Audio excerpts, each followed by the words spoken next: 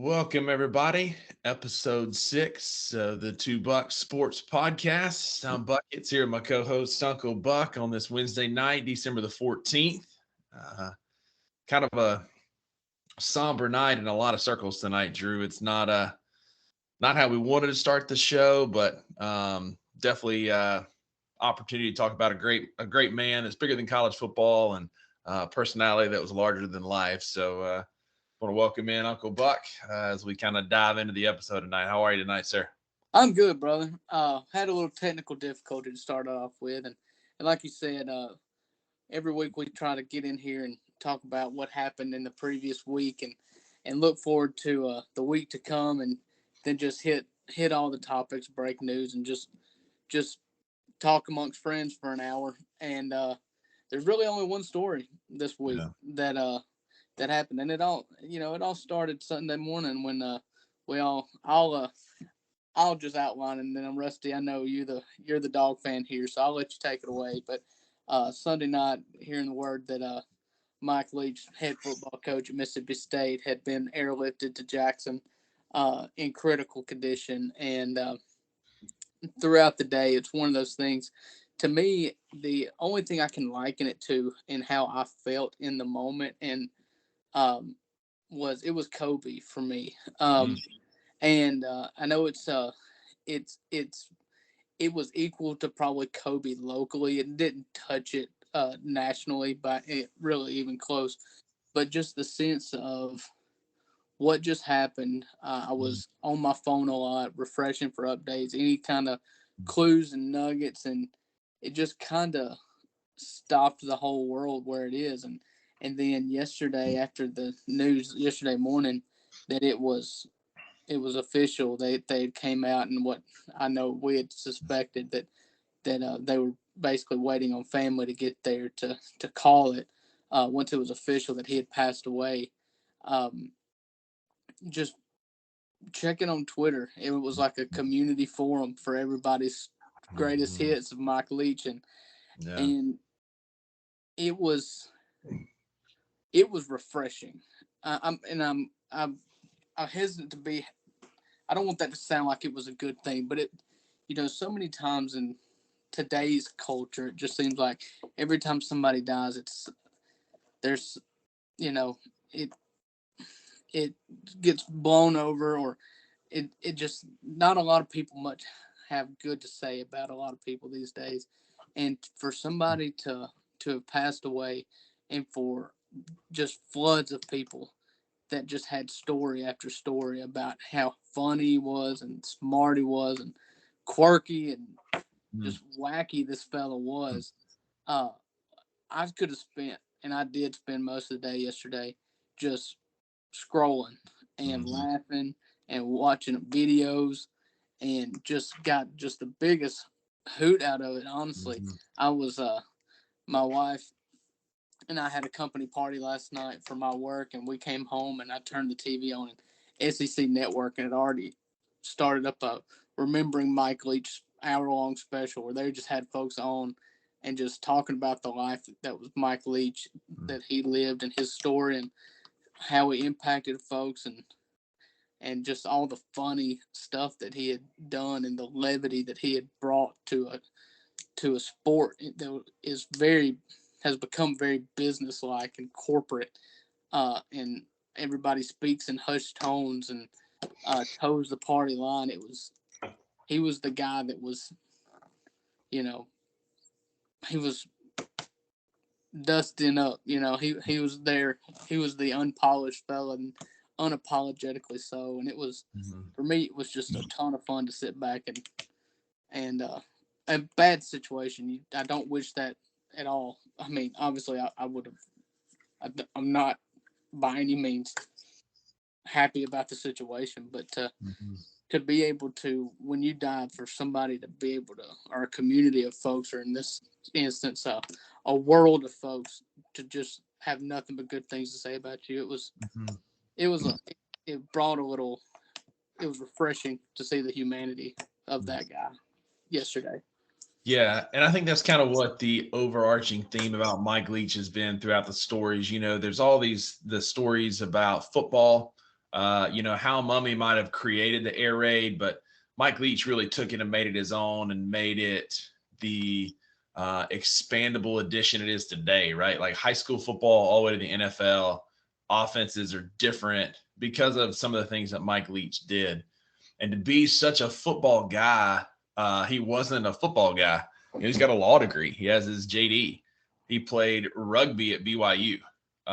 Didn't even play college football, but would sit in with this guy. I'm sure you've heard of him. He was quarterback at BYU, Steve Young, and do film sessions with him. And that's how he kind of fell in love with the game and got to know it, and really found his calling into college football. Drew, like you talked about, there's always great quirky stories, but the ones that keep coming up over and over again that really I just weighed on me these last couple of days, are the stories of him as a human. The fact that he made everybody he talked to feel so important and heard. Steve Robertson in the Boneyard podcast just talked about, he mentioned he was going to see his wife, who is out in New Mexico right now on a contract. And he mentioned it to Coach Leach in passing. And Coach Leach obviously is a Western guy, knew all about Albuquerque, gave him all these different places he had to go eat and see and do, and just really leaned in. And then when he got back, made sure to ask him about it. There's funny stories about making sure he has his coffee. And, from the interview with Marty Smith, we know he's not a coffee guy. He just drinks it for the purpose. But, offering coffee to strangers and making sure they got coffee and bringing them into the SEAL building to make sure they got coffee if they needed it. He was just a dude. Right. And I think it's fitting that the players wanted to play the bowl game. I think it's fitting that it's in Raymond James and there's a pirate ship there. Yeah. I didn't even put that together until my wife driving home today, and she was like, "Hey, is Mississippi State playing a bowl game? It's got a pirate ship in it." And I was like, You know what? Yeah. Yeah. I know it won't happen, but there's some pretty cool concept jerseys floating around, all black with a pirate flag on the helmet. But it's just cool to see kind of everybody rally around it. College football is such a unique community because of that. And I'll take it a step further. I'm a diehard Rebel, and Mike Leach for me predates his Mississippi State days. I remember Ole Miss played that Crabtree team and Graham Harrell team in 2008 in the Cotton Bowl, that the team that got snubbed at the national championship. And one thing about Mike Leach, you never bet on him in bowl games. You couldn't. And Ole Miss beat that team, but I've always loved him, and I guess I was really started getting in on him when he was at Washington State, because, and it had nothing to do with football. He was fascinating to me. The fact that he would get up there and talk about anything and had an opinion on everything. And he was just entertainment in its finest. And it's an entertainment sport, but you never get your entertainment from the coaches, especially not in a good way. And so I've always loved Mike Leach. And when he got to Mississippi State, I was like, well, I've got a decision here. I've got to find a reason to hate this guy or try to do both. And I did. I couldn't hate him. Nobody could. No. And except for, what's his face up at Texas Tech? Who's Craig James, man. Craig James. Screw that guy. And Drew, that's the thing. Like, the outpouring of love has just been so much more. People have tried to kick some dirt on him for some ill-timed tweets and whatnot, but by and large, like, he's just really well thought of in the college football community.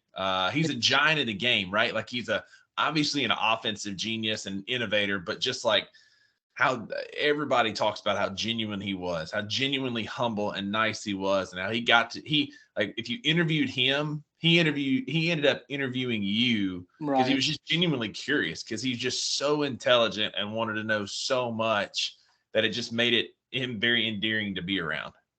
One of my favorite stories I heard when I was doing my sulking on Twitter yesterday was this fella who was talking about how he was his dad was watching practice one of his college practices, and all the coaches were running back to the field house, and the guy's It's dad said, Oklahoma. "Yeah, hey, Leach, you wanna ride back?" He said, "Yeah, I don't run." And Mm-hmm. 20 years later, his son's, you know, covering him for a football game, and he tells him the story, and he said, "I don't even think he remembers it or not, but he just looked at him straight in his eye and says, 'Tell your dad thanks for the ride.'" Mm-hmm. And it's just stuff like that that was just like Yeah. it was refreshing to hear, but man, at the same time, it was just a punch to the gut, man. Yeah, because you lose a good one like that, and it's just hard. It's hard to lose anybody, but somebody that was just so much bigger than the game. We talk about some memories. A couple of my favorites, obviously, the Pac-12 mascot war will always be Right. hilarious. Probably my favorite though is him talking about his necktie at the SEC media days. Right? Have you seen that one? Tell me that one. I missed that one. Oh my gosh, he's sitting there and he's talking about how it's not big enough to be a bib. Like, what is it even for? It squeezes on your neck. You get these ingrown hairs on your neck. And then he's like, I guess he said, I tell you what, I'm gonna start using it as a napkin so that people stop wearing these. Oh, you got some chicken grease on your chin. And he wipes his face. I'll send it to you. It's incredible. He did a weather report while he was at Texas Tech. Oh, now Just I as good as laughed. you would I think. laughed so hard. He said, or it was a Ron Swanson bit too. Before I knew about this weather bit, Mm-hmm. it's like you could go look at the weather, or you could do what I do and just go outside and stand in it, and Yep. And add about 3 degrees, and you'll have your temperature for the day. yeah, yeah. Talked My about how it's going to be windy, and he's like, "But we're people don't pass in that wind. We're here in West Texas. We do. We'll beat them anyway." the funniest part about that weather thing and people won't be able to just go look it up, but at the end of when he says, you just go outside, it's like he just puts his hands in the air and starts patting the air, and he was just like, okay, now I know what the weather is. Yep. The only one I was gonna bring up was my favorite quote that I saw of his yesterday was, and I know Rusty, since you've moved out to the worst time zone in the world, Yeah. the golf course fiend that you have turned into. Mm-hmm. His quote on golf, where he said, "Golf is for people who haven't figured out how to swear effectively." Yep. And Yeah. he said, "I do just fine." That's just fine. What a great quote. Quirky stories too, where he made the complete fake game trip against Texas while he was the OC at Oklahoma. What about that? Mm-hmm. The stones it takes to try to pull that off. Yeah, and it worked because they were up 17-0 before the coaches at Texas figured out that they'd been duped. And I didn't realize at the time, I hear Texas Tech, Leach, I expect them to be great. They were down that year, and Texas was supposed to beat the ever living crap out of them. And to look at yourself and be like, all right, we're outwitted. We don't have the dudes. Let's try something, and we're going to try something. We're going to go we're going to try something different. We're going to do some trick plays. You're going to go full blown double agent espionage business. Like, it's just hilarious. Yep. Absolutely. That one, he's always good for a quote about dating or marriage advice. 2 more that are my favorite. Both of them Mississippi State. One of them this year after the Kentucky game when we had like 15 drops. It felt like, man, it was probably even more than that. And they asked him about it after the game, and he said, our bodies are here as a process of evolution. And I'm worried the future generations won't have hands because we didn't use them right. And they'll be walking around with little T-Rex arms, and they can't do anything with them because we don't use our hands to catch a football. He ended that tirade with saying some married folks on a coast to coast tour of the United States are going to stop in Stark and be like, why ain't these guys got any hands? That was the same night he folded up all the chairs, which was incredible. And then, finally, we could go all night, but finally just talking about the Halloween candy man, I disagree on his take. Right on that. Say again? He's 100% right. Candy corn is just absolutely not right. false. What a bad take. What a bad take. You're not going to disagree with this man the day after his demise, are you? Here's what I'm at. I disagree on the candy corn, but anything gummy, the Haribo gummies are the GOAT. He likes European candy because it's gummy everything. I'm all for that. He's right. The Sprees in a box are great. Have you tried the Nerd clusters? Nerd clusters are great. I'm all in on that. It's a Mount Rushmore road trip candy for me. But what grown man will say their first chocolate candy they're going to reach for is an Almond Joy? Oh, it's because he was over 60 at the time. I mean, that's fair, but I like Almond Joys, but they're not in my top 5. I can tell you this, Rusty. I'm 30 years old. Mm. I've never in my life had an Almond Joy. Yeah, that's the same. I've had like maybe 2, and they're fine. But like, if you give me an option, I can go on Reese's or Butterfinger. I'm not going I feel Almond. like the Almond Joys and the butterscotch mints and the the medicine makes you regular are all Mhm. kind of on the same shelf. Yeah, I like butterscotch mints though. Those are pretty good. But See, but that's the difference. You're old. I guess so. I Yeah, guess so, I mean man. you're proving my thesis here. I'm gonna just put a period on it right there. Yeah, but I agreed with him on like the Haribo gummies. Anything gummies are the goat.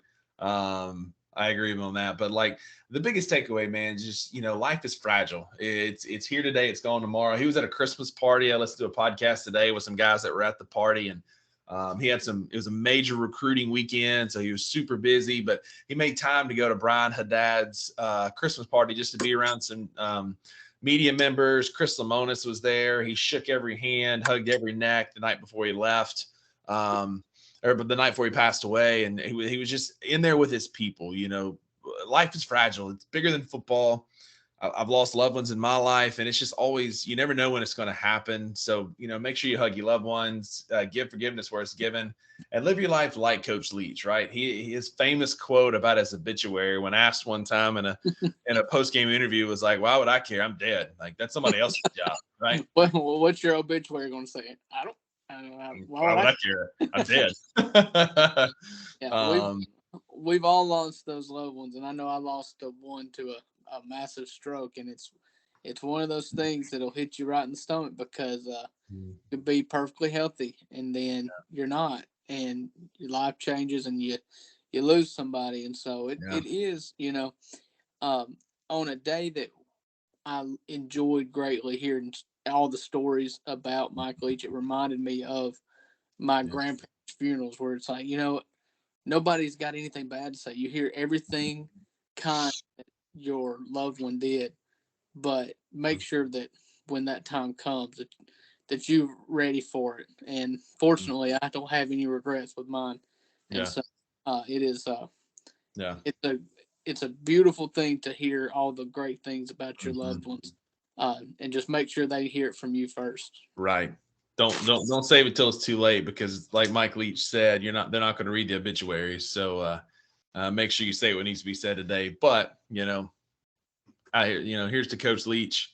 One of one. There'll never be another one. One of the best things about college football. Right. And there's no easy way to segue, and I struggle with because I wanted to get your thoughts on this um, going forward for Mississippi State. And Mhm. in the meantime, Mississippi State made the announcement today that they did sign up Zach Arnett Mhm. to I don't know the length of the contract. 4 years. Oh, they did give him the full 4 years. So here's my thoughts on that. So it's a 4-year deal. Is it the one that's going to continue us up on an upward trajectory? I don't know. Time Right. will tell. But what it does, Drew, is it creates stability in an unprecedented time of instability. Right. We're 1 week away from the early signing period, early signing Right. day. The transfer portal is the Wild West, man. You got kids flying in and out left and right. We've had several that have entered the transfer portal. So And like there this is is no honor in this sport either. And if you and, left it open, people were going to try to poach. and like what is the and like there's been reports about people that are kind of going through third parties, not even coaches coming to Mississippi State. They're using third parties to get there. Like, if you're gonna do that, have the stones to be the coach that calls. Like, don't use a third party. That's Well, a coward way. that's a business. That's a I mean, I get it. multi-million-dollar business right there with the recruiting services. That's something that's huge now to keep track of I'm all the well aware, where. well aware. It's also a coward move. But anyway, Yeah, um, it I creates some stability for the team that is there. It'll create, like, it kind of keeps the system going. He's got an opportunity. We got a one assistant position available now, so he can go hire an OC because he's a right defensive because guy, Lee right? was the OC. Yeah, Right. And so with Arnett moving that position, it opens an assistant position. He'll fill that with an OC. and a Um, DC position. And honestly, like, there's no good timing, right? Do you wait till after the funeral? Do you do it during the morning? Like, when do you do it? The time is I now, because you're think right. It's the business. The time when is now. you with that was part of the thing I was going to ask you about when was a good time, but I think since you are hiring in house, there's no problem with the Mm-mm. timing. No. Um, And I here's the agree thing, with like, you. I he's think got 4 years. Like, if it works out, great. If not, you go after Cliff Kingsbury and make him tell you no. You go after some of these other guys and make him tell you no. But for right now, for the program, I think the timing was good and the hire was the best one you can make. I just I agree with you. That's the hire I would have made. I wonder about the 4 years because Mhm. um, that may have been just how business is done. Arnett Mhm. is unproven as a. I mean, he's never been a head coach. He's Mhm. 36. He Mhm. could be the best thing in the world, Mhm. or he couldn't be. I don't know. It was Mhm. the absolute best move for the 23-24 season. Yeah. Uh, because who are you going to get one, and who are Mhm. you going to recruit, and Yeah. can you keep that recruiting class together? And it's a Mississippi State's recruiting class is largely made up of in-state kids, and if you Mhm. keep that um, you keep that consistency, then you're going to keep a lot of those kids. And Yep. there's a lot of kids that, especially a couple wide receivers in the portal now. Mhm. I wonder if it They will changes. come back. Uh, And I've thought about that. I'm curious about that, and a couple things on that too. Because we're keeping Arnett, then the rest of the staff is going to stay. We've got some right. great recruiters, and Steve Spurrier Jr. There's and Zach Arnett himself. And I'll tell you this, Drew. I've got a source. I don't know if I told you this or not, but I rode on my flight home this past weekend. I rode with a position coach from Mississippi State that was in town recruiting a kid in the transfer portal, and I just straight Oh up no. asked him. Yeah, straight up asked him, like, "Hey man, what's Zach Arnett's long term arc? Like, what is it looking like?" And he was just kind of him hauling around, but he said he'll be a head coach somewhere next year. So, you know, the circumstances aren't great, but if he's going to be a head coach somewhere, he's proven himself as a DC here. Our defense was elite this year. The recruits and the players know him. Given the circumstances, I think it's the best hire. I agree, 4 years might be a little bit long, but it's an opportunity. I'm a big believer in giving a coach at least 3 years to kind of get their feet underneath him, get their recruits in, get the old recruits out, get your system in place.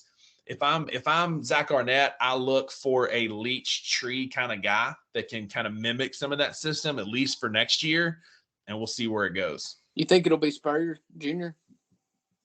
I read that on the Twitters today that could be it. Yeah, I think it's the obvious choice. Mm-hmm. Um, yeah, I agree with you. Whole as a in a standard situation, an SEC football coach can't really, unless it goes the wrong way, you Mm-hmm. can't really get it the right way in less than Mm-hmm. 3 years. Mm-hmm. Um, and that's given the fact that you've conducted a coaching search and landed on your guy too. And Mm-hmm. so I just wonder if Arnett is his guy. If that was And we don't and, even have an AD to make that call. and that's the other thing. AD's like hiring their guys, and so Mm-hmm. the Mississippi State going forward for 2023, as we when we looking into July and August, start previewing SEC football, it's going Mm-hmm. to be probably the most fascinating Mm-hmm. offseason because um, just what do you do like Yeah. with Leach? It's a special. He had two jobs. He was the head coach and he was the offensive coordinator. So Mm-hmm. you lost both jobs and you took your defensive coordinator, made him your head coach. Mm-hmm. And so it's fascinating, and it's a Leach system that nobody. I don't care how long you are Leach's OC, you are not Leach. Mm-hmm. And so it's going to be interesting to see kind of Mm-hmm. the direction that Yeah. Arnett, the vision that Arnett has for him, because Yeah. those defensive coordinators like 3 yards in a cloud of dust. How's that? Let my defense breathe. Yeah, It's that's the thing. Like, I think Arnett needs to make a home run OC hire. I think Steve Spurrier Jr. can be that guy. And the other thing, like, we're grieving a head coach. The last thing we need to do is open ourselves up to a national coaching search and all the scrutiny and analysts and all the stuff that comes with that. Make the smart choice. This is about getting the ship stable again, right? Because we were in it some was stormy waters, and this gets the ship kind of sailing again, and we'll see what happens in a couple of years. it was absolutely the right decision. And Mhm. if I don't know who Arnett's agent is, but you had some leverage there to get the 4 Mhm. years, and Yeah. smart to play it if that's what indeed happened. And then last thing about that, man, big shout out Zach Arnett, because there were he posted on Twitter tonight. He's already on the recruiting trail. Yeah. Coach Leach wouldn't have wanted everybody sitting around sulking about him, see the Oh, quote about the obituary. And so these coaches that are out recruiting and back on the trail today, because they called them all home on Monday to be back around coach and around their family, for them to be out recruiting and getting after the end of the day, like, mad respect for that, man, because that cannot be easy. man, I was getting there a minute ago, and you stopped me before I probably say something stupid. But the Egg Bowl loss stinks a lot less, Yeah. and just as a human, like, I'm not it. Seeing pictures of him holding that egg bowl, that Egg Bowl trophy, and I was just kind of like, good Yeah. for him. Yeah. And Lane's quote was really And cool about that he too. tried to give it away. Yeah, he did. He tried, but Lane's quote about that, like being a part of his last win, like that was some maturity and some And and I some, hope some that was I didn't respectful. see any Ole Miss fans take Mhm. exception to that. And Mhm. if any of them did, then shame on you, because Yeah. uh, Leach and Kiffin were Mhm. predated Ole Miss and Mississippi State. That Yeah, was, they were good buddies. and And so and and the last thing I'll say about it, we'll move on to some other for the stuff. second time, Um, last thing you'll say. Right, but this is the last thing I want to say about it. I feel bad for our buddy Lauren and the Fighting Illini, because there's going to be a whole lot more Mississippi State fans January 2nd than there were before all this. Yeah, that's true. It's absolutely true. Yeah. Um, So yeah, let's but segue out of it. yeah, So uh, where do you want to hit next? let's We talked around. You name it. yeah, we can do a little quick bowl preview. None of these bowls coming up between now and our next recording are super exciting, as we talked about earlier. I'll kind of run through. I've got some comments. Feel free to interject as you can, or as you want. But All I, right, I I'll know. give you set me up, and I'll give you what I think about it. How about that?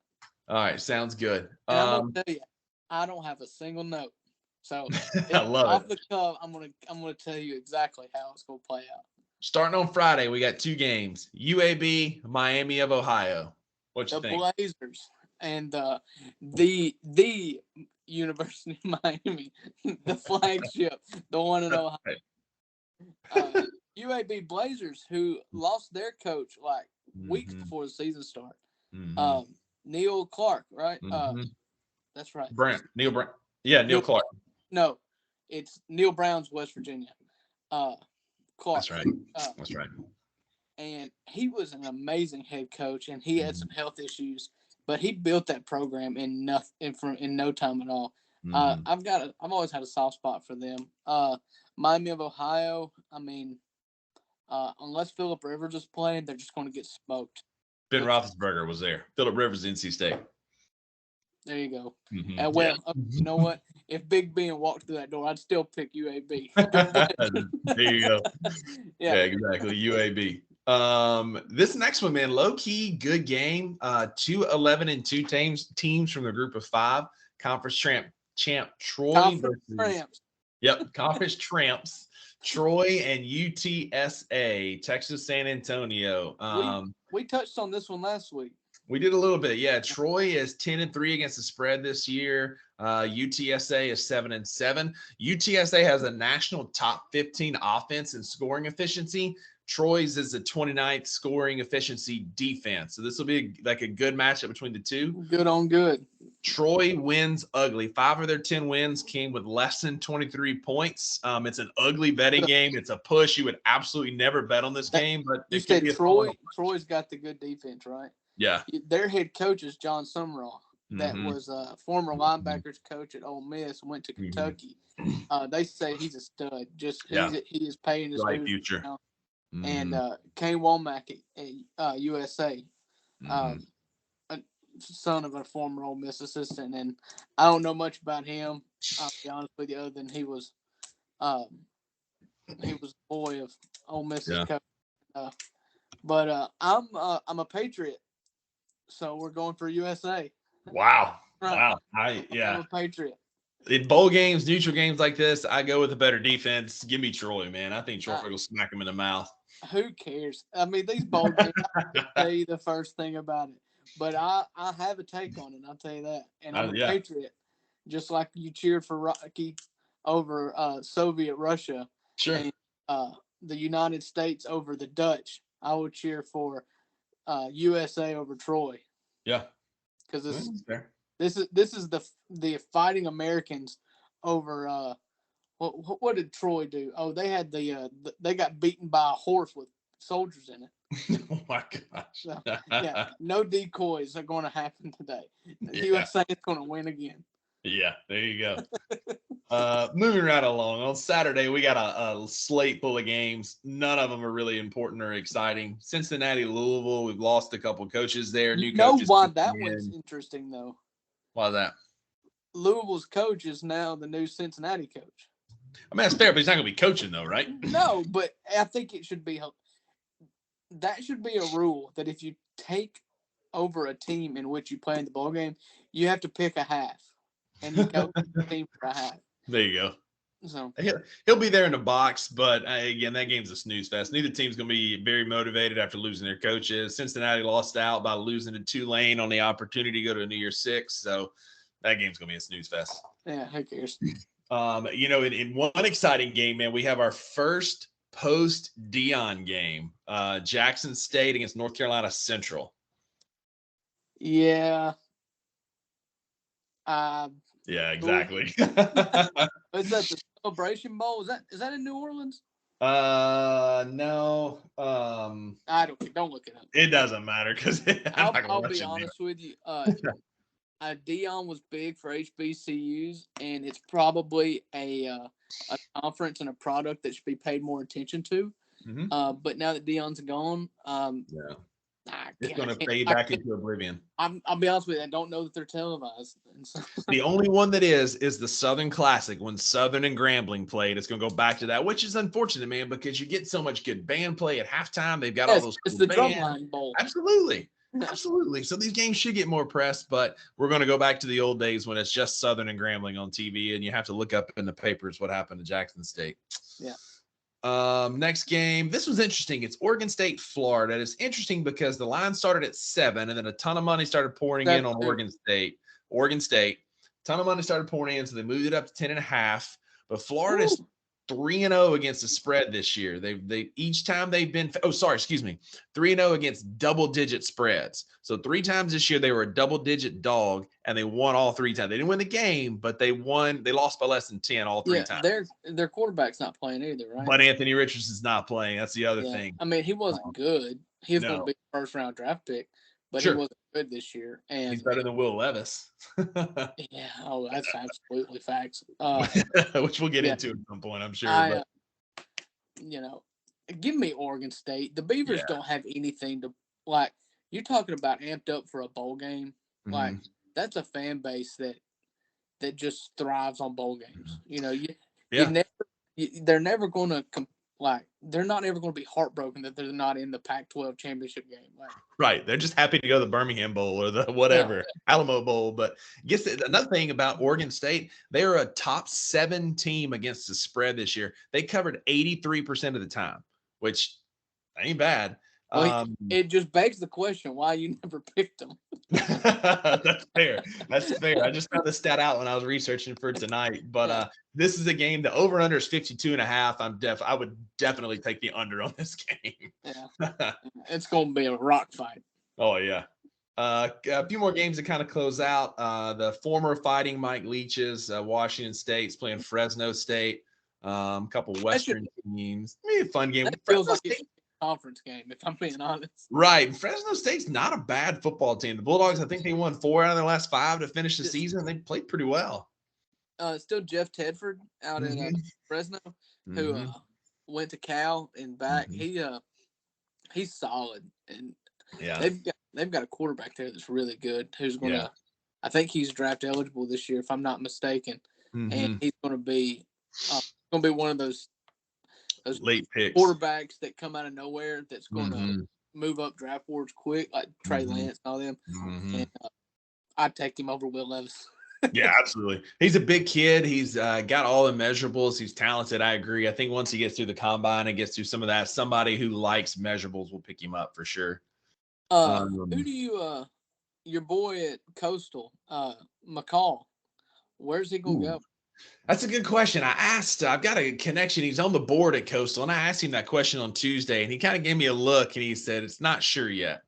I think he He could go to fits. or like one of those, not mid majors, but I think he could go to like one of the Power Five, lower like bottom half teams. Like You know, he screams Mike Leach to me, which I is the know, sad I part. know. And when he entered the portal, I thought that too. But like, I see him landing somewhere like a Cincinnati. Yeah, Like there are places he can fit in. I think he could be like a lower tier ACC quarterback, man, like a Boston College, Virginia. that's what I'm There- talking about. Yeah, He feels like Garner Minshew. yeah, like he's just gonna fit in somewhere. And all of a sudden, because he was good at Coastal, but he just didn't have any weapons around him like that were really good, other than Isaiah Likely, who's been a stud for the Ravens this year when Mark Andrews was out. But a lower tier ACC team just feels like he's going to go there and fit in well. Yeah. Virginia, like I said, Boston College, Duke, somewhere like that, he'll fit in well there. Not Duke. Duke's got a That's stud. true. Duke's got that Or no, stud I'm sorry, quarterback. North Carolina's got a stud, not Duke. Mm-hmm. Uh, A couple but more to close out Saturday. We got Rice and Southern Miss, the Mustard Buzzards next, versus the Owls. SMU, BYU, Snooze Fest. that's the Pony Express versus the Mormons right there. That's right. Talk That's about right, baby. apples and oranges. That's right. Yeah, one of the There's gonna be a fight. cleanest programs versus BYU, SMU, the death penalty. for a religious institution, they like to scrap. They do. They do, man. It's that pent up energy. That's it. And then we've got the blue turf Boise State versus the North Texas Mean Green. Okay, and North Texas just fired their coach, Yeah, which I found surprising because they've been a decent team, and and I they thought he was one of those coaches that was going to be on the come up. I did too, and because they've been to a bowl game the last 3 years in a row. What was his name? I I'm not going.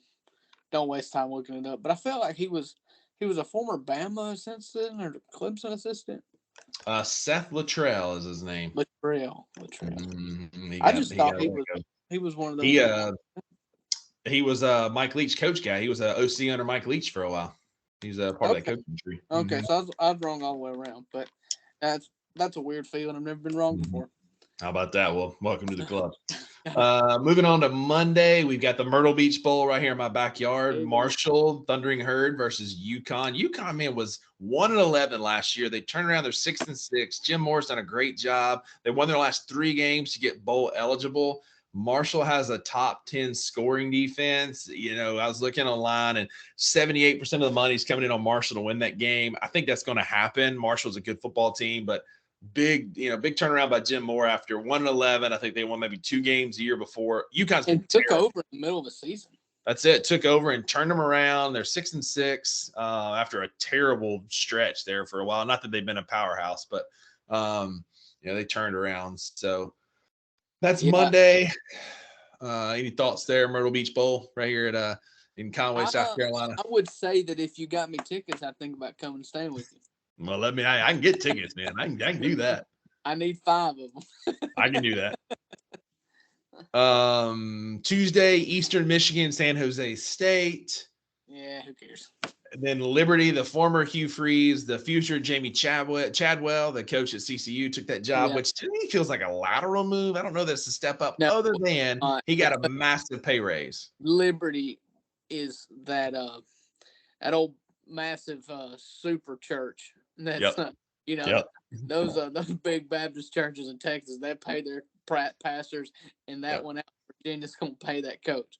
Yeah, he went from a $900,000 a year contract to $4 million a year. So I mean, it's definitely a pay raise.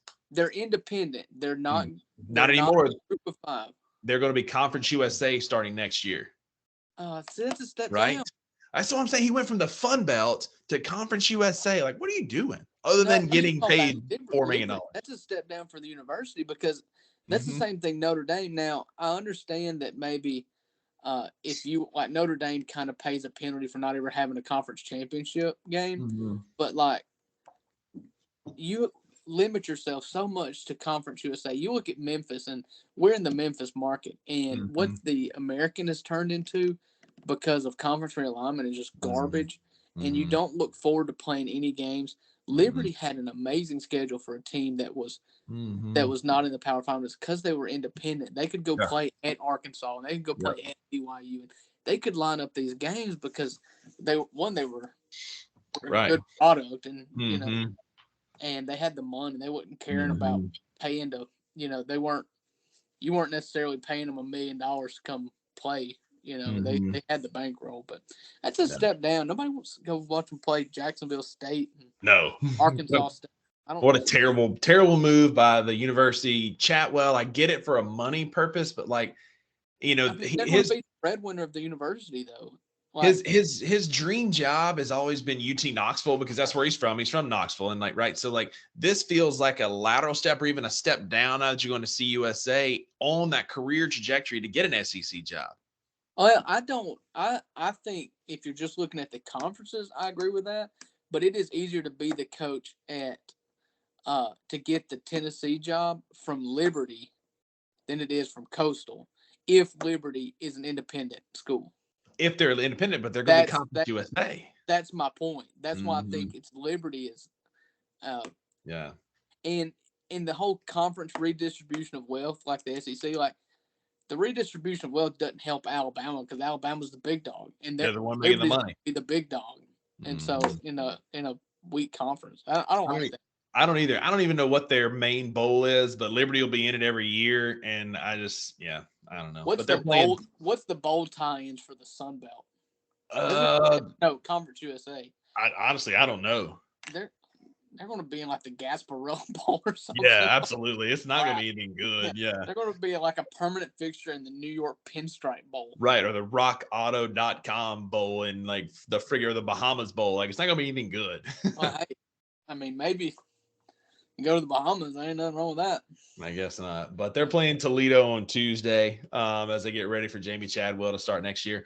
Wednesday, next week, when we record our next episode, that's one of the games I'm excited about. We've talked about this. Betting trend is South Alabama over Western Kentucky at a 71% confidence to win, 51% to cover. But Western Kentucky has covered in 13 out of their last 19 games. So should be a pretty good game. South Alabama? South Alabama, Western Kentucky. All right. I may have just screwed the pooch earlier. Who plays Troy? UTSA. Everything I said about you were all in on the Roadrunners, man. You didn't stop me. I'm here being a patriot about Texas San Antonio. You were so excited. Oh, you're going to have to spell out these names. You need to tell me University of Texas and San Antonio, not UTSA. You messed the T up. You missed the T. Well, anyway. All right, you can be patriotic now. All right, so let me tell you what I think about the University of South Alabama. I'm a patriot. Whatever. Who am I cheering for? Who am I cheering against? Western Kentucky. Okay, you see that red blob that they call a mascot? Mm-hmm. The top 10 mascot, but he looks like a McDonald's character. So, yeah, you're going down Western. Yeah, South Alabama's hit the money line in 10 of the last 12 games. Jaguars are going to win, I think, for sure. Yeah, I know we've got some better bowl games coming up. We'll talk about those as we get here. Drew, why don't we do our little Grizz segment? We'll talk about the Grizz a little bit, and then I know we talked about doing some fun stuff. Why don't we throw that in before we do our little League of Avengers all right, preview? we'll catch it at the end. Yeah. So Grizzlies. We were talking last night. I was like, they played last night against or 2 nights ago against the Hawks. I was really excited because it was going to be Ja versus Trae Young in a matchup in which I think the best point guard in the league versus the most overrated point guard in the league. I hate Trae Young. He is the new James Harden for me. And I know this podcast hasn't been going on for a long time, but Rusty knows what I'm talking about when I say James Harden was garbage. Who would just chuck the three and hunted the fouls and had an attitude about it. And that's Trae Young for me. I think he makes his team better. I think he's he's been a massive distraction this year. I don't know if you saw last week. He he Mhm. just totally bailed on a game, like didn't show up to a game because he got in a spat with his head coach, Yep. and then got mad that it got public. Which, I mean, I guess I would too, but when it goes Yeah, public, you got to take your medicine, that's and he it. wasn't willing to take his medicine. Nope. And so the Grizzlies just completely dismantled them. The Grizzlies without Ja beat the Hawks without Trey like a drum. About Uh, 25. Jaren Jackson Jr. Mm. We've been beating that drum since we started this podcast. I've been a Jaren guy. I know we've got friends that Yeah. have told me, I'll shout out Patrick Jones because he's the one that's always been the most vocal to me. But he's been ready to trade trips since we got him, and I was like, "You just got to be patient." And What a bad take. I know the shot looks ugly, and I know he's dealt with injury, but that dude healthy is the peak of what you need Mhm. to balance out Ja. That Yeah. that big wing, that big center who can stretch it if the shot's falling, he can stretch it. But on the other end, man, That's where it's at, man.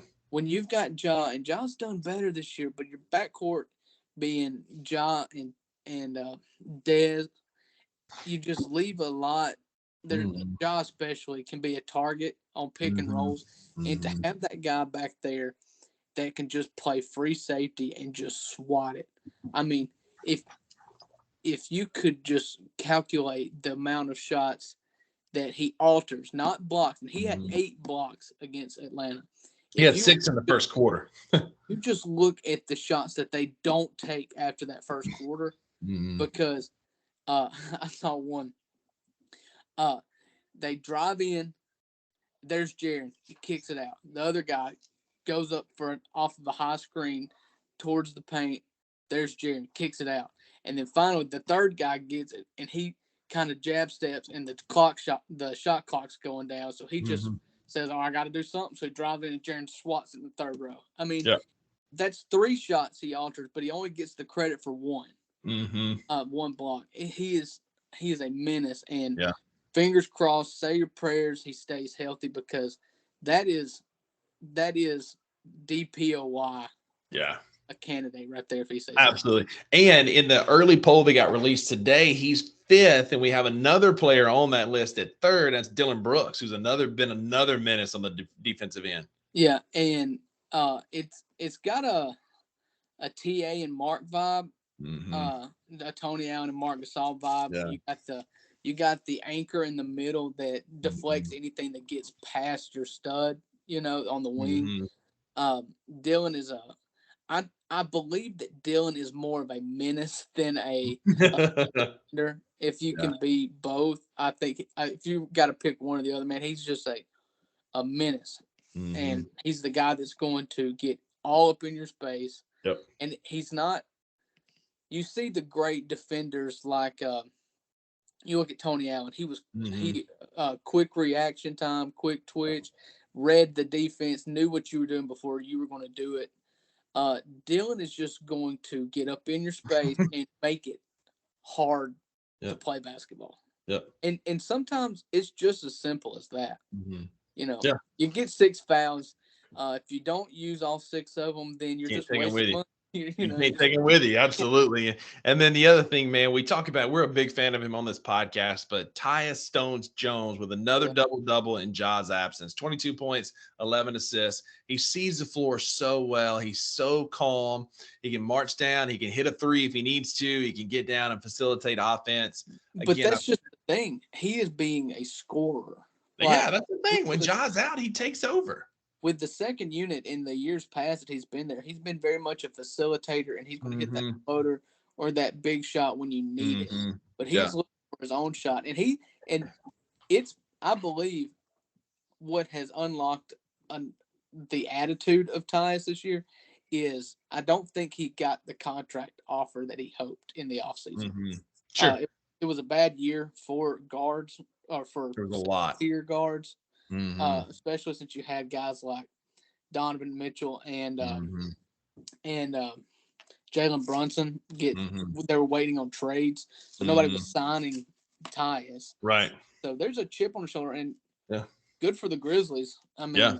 I'll take it. I saw a stat, or I heard a stat on a podcast yesterday, and I wish I could tell it to you perfectly. But the crux of it is, in his career, only 1 or 2 times in his career has he had 25 points and I think it was 8-10 assists. And he's done that 3 times for the Grizzlies this season. Like he's just, the crux of it is he is no longer just a facilitator, but he's a bucket. Yeah. His confidence has gone through the roof, and that's what we've needed with Ja being out. Like 2 times in the last 2 weeks, he has stepped up and dropped 20 plus, 10 plus assists in Ja's absence. He looks confident. I agree. I think it's a chip on the shoulder, plus the Grizz brass giving him that 2-year contract, saying, "You're our guy. We want you here." Gave him some confidence. The shots are falling. He looked good against the Hawks the other night. And then, going up a game previously, beat the Pistons again. Not a great team yet, but they're going to be. Tripp with 20 points. Ja facilitated a lot that night with 12 assists. Beat another young team in OKC. Ja had 26. He had a triple-double, 26, 13, and 11. Set the franchise record for most triple-doubles that game. That was the one. Yep. Let me I pulled up this chart here. We'll get in the weeds with the Grizzlies for just a second. 2-man lineups. 2-man net ratings. So which 2-man lineup do you think has been the best for the Grizzlies this year? I feel like the obvious answer is like a Ja Tripp, but I'll be honest with you. I'm not setting you up for something. I'm literally just giving you what it is. So you say Ja and Tripp? That feels like the obvious answer, but I'm going to say it's maybe like Tyus and Brandon Clark, because Brandon Clark's been playing some good basketball this year. All right. Well, I'll tell you this. Ja and Tripp is a plus 22.4.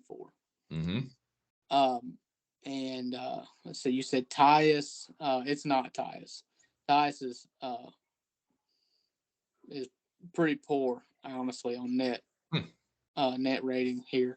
And that's because he's getting a lot of bench minutes too. Yeah, sure.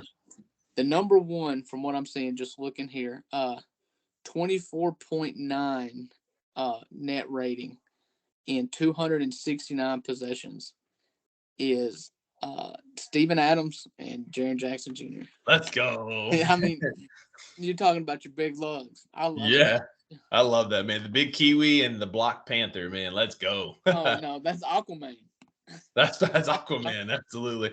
They call it the big Kiwi for being from New Zealand, but Aquaman fits. I like it. Aquaman, yeah. I wish I could share the quote that I heard him say today on the podcast that he did with Danny Green. But basically, the PG family version of it was, they said, "What was the best piece of advice you got?" And he said Nick Collison, while he was at OKC, told him to use less of his head and more of his manhood. He said, quit thinking so much and just play. Yeah, I like it. One other thing of note, against Oklahoma City, every single player, starter and bench player, had a positive plus minus that night. Very efficient win that night. Just a good all-around team game that against OKC last week. Jaren Jackson Jr. in per 36 minutes. So basically, he don't play 36 minutes, but if he were to play the league average of 36 minutes starter, he would be averaging 25 points per game and 5 blocks per 36 minutes. That's pretty solid. Pretty solid. So, yes, that's our Grizzlies talk. 6-game winning streak. Tomorrow night's a big game. You got Giannis and Milwaukee coming to town. You gonna go? I would love to. I've seen Giannis in person one time. It's the real deal, man. For a Christmas present one year, our good buddy Andrew Farrell's wife bought Andrew and me and Zach tickets to go see the I remember that. And put us up in a hotel room because his Christmas present was a boys' night out. And so we were the beneficiary, and that was we got to sit in the pinnacle level and watch the Grizzlies play the Bucks.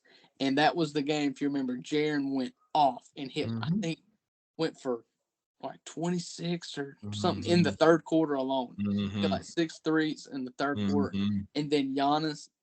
You got to see Giannis do Giannis, and Mm-hmm. he just dismantled the Grizzlies in the fourth quarter. Like that, he was just playing the whole game. He Mm-hmm. was like here, and then he said, "Fine, I'm gonna do this now. I'm gonna win this game." And he did it by himself. Yeah. It was I'm impressive. going to be the best guy on the floor, and he Yeah, did a great job of it. Yeah. this young guy, this young 7-footer, he's Yeah. cute. But He ain't there yet. watch me put my shoulder into him, and he'll be in the third row. Yep. That's Yeah. exactly what happened. Absolutely. Yeah. Big game. I'm looking forward to it. Grizzlies are now tied Mm-hmm. for first in the West with Mm-hmm. New Orleans, who Mm-hmm. is we need to really dive into some NBA here pretty soon because the standings are real interesting. I'm Mm-hmm. big into it, so we'll save that though. Yeah. Sounds good. All right, it's Christmas time. We're going to touch League of Avengers at the very end. I don't have much here. We're in the playoffs. After 1 week, I'll recap it. But I'm a holiday man. I love Christmas. And my wife and I were talking the other day, and I was like, well, we'll just take this to the pod and just talk about Christmas movies, favorite Christmas movies. Uh, we're gonna draft them. Uh, we're gonna do a snake draft, which with two people basically just says, we're gonna take turns picking two apiece. And so I don't have a quarter, so Rusty, since you're my guest, I'll go first. All right. Rusty, you go first. Take take your favorite Christmas movie, and then I'll take two, and we'll do. You want to do 3, 4? Whatever, man. We'll just kind of see how it feels. There's a bunch out there. Yeah. We'll go. Just we'll go for it and see what happens. So my favorite Christmas movie, and you're going to get upset with me taking this one first, man. It's the See, greatest. here I am being nice, and you take my Greatest. movie of all time. All right. You know what? National Lampoon's Christmas Vacation is my first pick. You're absolutely right. I'm not going to change You that, man. serious, Mark? Yeah, quality movie, man. Hilarious from start to finish. Great, just quintessential like 80s comedy. Christmas Vacation is the GOAT, Chris. I've already watched it this year. It's my favorite Christmas movie. For that movie is a staple of my life, and it's one of those Mm-hmm. movies that I love so much that I'll only watch it once a year because I don't Mm-hmm. want it to get Sure. repetitive. Sure. I called my dad. My dad was not a outside holiday Christmas light guy, but Mm-hmm. I've gotten big into the exterior illumination. Yeah. I, At some point in your life, you become Clark Griswold, man. yeah, and I called Dad and I showed him a picture of my lights, and I said, Dad, you taught me everything I know about exterior illumination. Yeah. Christmas Vacation, pick number one. What do you got for picks 2 and 3? Uh, uh, for me, it's pretty simple. That first off, we'll put Die Hard aside. It's a Christmas movie. We can It have is. the debate. It is. It's a conversation that happens too often. Yeah. So we're just gonna leave it out. Okay. Thank you.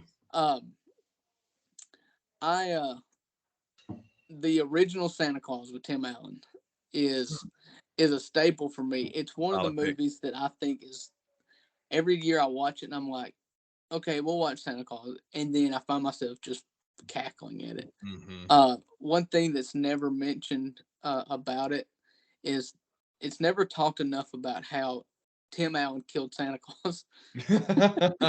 he Yeah.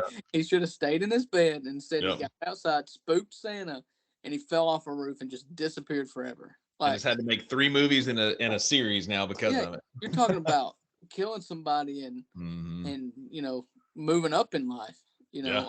Oh, you were just a toy salesman. Now you are Santa. Like, just Yeah. because you killed Santa makes me Mhm. think who who's Rusty going to knock off just to to get a better life. You never know. And 3, I'm doing this off the cuff. I'll be honest with you, because I like to. Too much research on these things is not any fun. Yeah. So I'm going to go with Elf. Yeah. Quality movie. It's probably not on your list, but this is my list. No, I like Elf. It's silly. Mm-hmm. It's it's my kind of silly. I'm not the biggest Will Ferrell fan. I think all of his stuff is funny ish, but I Ish. love the innocence in which Buddy the Elf goes and Mm-hmm.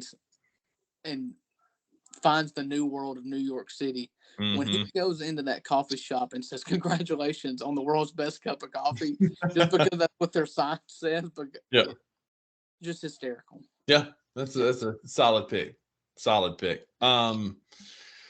Pick four for me next is the 1964 classic Rudolph the Red-Nosed Reindeer. I love, yeah, man. I love that's super nostalgic for me. When I was a kid, I loved that Yukon Cornelius, the Island of Misfit Kind of Toys, with the beard. I can see that.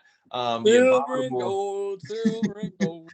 the abominable snowman, like just a quality movie. And it doesn't get old. It's a timeless classic. It's one I only watch once a year, but I watch it every Christmas season. Island of Misfit Toys on Rudolph the Red-Nosed Reindeer. I think my next one, I'm kind of back and forth. This I'm is like, your last one. We're gonna do one more. I'll end it. I'm doing it. I'm kind of doing it off the cuff. So for me, probably Jingle All the Way. It makes me laugh every single time. Watching Arnold Schwarzenegger chase after that toy. My favorite line in the movie is when Sinbad's in the elevator and he says, "I'm watching you. I got eyes like a snake." And just the door closes and cracks me up every time. Jingle All the Way. Yeah, I'll end it. That gives us 3 picks apiece. One of the ones I was probably late to the party on. It's not an old movie by any means, but I didn't watch it when it first came out. It's Four Christmases with Vince Vaughn and Reese Witherspoon. Is absolutely hysterical. You've got Tim McGraw and what's his name, the Marvel guy. Uh, shoot, I've seen that movie one time and I didn't care for it. Seriously, it was all right. It was fine. It's got Dwight Yoakam in it. I mean, it's a star-studded cast. I'll give you that, but it was fine. Like, it's not one that I'm going to watch again. And the single part of the movie that sets it over the top for me is when Vince Vaughn gets in the nativity scene at the Christmas play, in which Dwight Yoakam is the pastor. Sure. It's hysterical. It's one of my favorites. So there's our Christmas episode. We've got one more episode before Christmas, so we're gonna have to come up with one more topic. We've done songs and movies, and so we'll I don't know, maybe we'll put some in a hat or something next week and draw one out. Got some stuff coming on. So. Yeah, we got some stuff coming up. I think we can put something together. I forgot Christmas with the Cranks too. That one's good. That's good. Bad Santa with Billy Bob Thornton. Yeah. Yeah, that's just sacrilegious. And we didn't touch any of the classics. It's a wonder. Jesus' brother is better than what Billy Bob Thornton portrayed. Yeah, but we didn't touch any of the classics, but there are lists. We're sticking by them, man. Yeah. I said what I said. The classics are wholly overrated for the most part. I don't know, man. Christmas Story's garbage. I know. I agree there. Good take. Good take. I agree with that. And they're making another one that's only going to be worse. That's made before color television. I'm just not going to waste my time. I don't know. It's a Wonderful Life. Fred Bailey. It's a good story. That's the one I'm talking about. At least enhance it. Give it color now or something. Nah. So. Nah. All right. League of Avengers. We're going to hit on it real quick. Basically, playoffs are 2 week games, and so right now, Rusty has a commanding lead.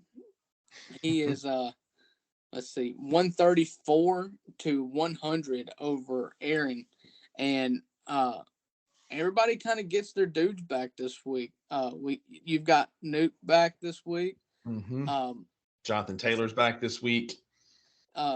You're projected 260 points, so you're projected for another 126 points this week versus Aaron's 109. I've said it going down the stretch here. His team it doesn't have the gas. And the other game, another resounding week one for Lump, who is a 148.6 over 119 over Zach Jones. Zach played the right pieces this week and had a really solid week considering he was starting Brock Purdy. And Brock Purdy just really did him well this week. Yeah. I hope he can do it again. I'll be honest with you. Mm-hmm. Zach was cool story. Zach went into last year's championship week 2 with like a 40-point lead and blew it. So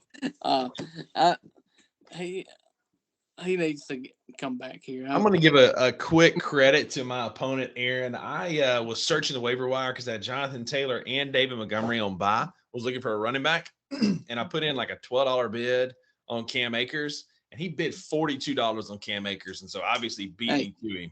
What you got to spend it on? Yeah, no, I get it. And so I started like perusing through. I needed a running back, and I'm like, Jerick McKinnon might get a couple of receiving yards here and there, maybe a receiving touchdown. And the highest points he'd had all year long were 14 points, and he went off for a cool 32 with a couple receiving touchdowns, 112 yards receiving.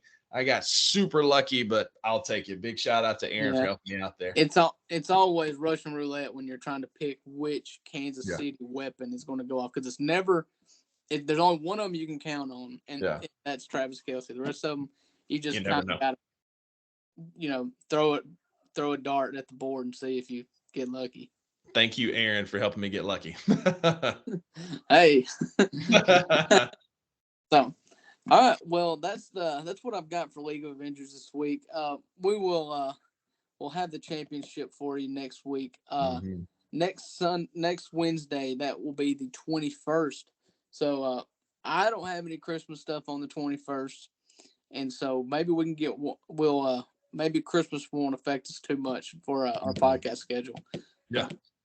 I'll be around. I'll be here in sunny Myrtle Beach, Myrtle's Inlet, wherever I live at now, and we'll make it happen. So until then, like I said earlier, hug your loved ones. Rest in peace, Coach Leach. Appreciate y'all sticking around for this podcast. Big shout out to our international listeners. Drew, we're not just in Belgium anymore. We're now in the Netherlands, man. The Dutch have found us. Hey, I tell you what, the Dutch came to this podcast probably wanting to show that they were the superior people, wanted me to know as the foremost voice in U.S. soccer. They just slid and subscribed to our podcast knowing that I'd see them after they beat us in the World Cup. But what they didn't realize is that they may have beat us in America's 5th favorite sport. They will, as they come to realize, if they continue listening in, is that the United States sports has a lot more to offer than soccer, and you'll learn all about it right here at the 2 Bucks Sports. And all you need to know is the USA has about 30 SEC championships, and Netherlands has 0. So that's all you need to know, ladies and gentlemen. There's 2 things that I hate, and it's intolerance towards other countries and the Dutch. Great line. Yeah. So check us out. Tell your friends, please. We're still trying to be as active as we can on Twitter and Instagram at the number 2 Bucks Sports Podcast. We still post these YouTube videos up, and so subscribe to those, like the videos, subscribe to the podcast, and download them. Tell your friends about them. We truly enjoy doing this every week, and so we're going to keep doing it whether you listen or not. But we'd love for you to listen. So drop us a comment, let us know you're listening. Those always help to get us out there. Share anything you see on social media. Y'all know I love y'all because it's after 11 o'clock on the East Coast, and as Drew referenced earlier, I'm an old man. I go to bed early, so here we are doing it live. But as always, like, share, and follow. Appreciate y'all listening, and we'll see y'all back here next week. See you guys.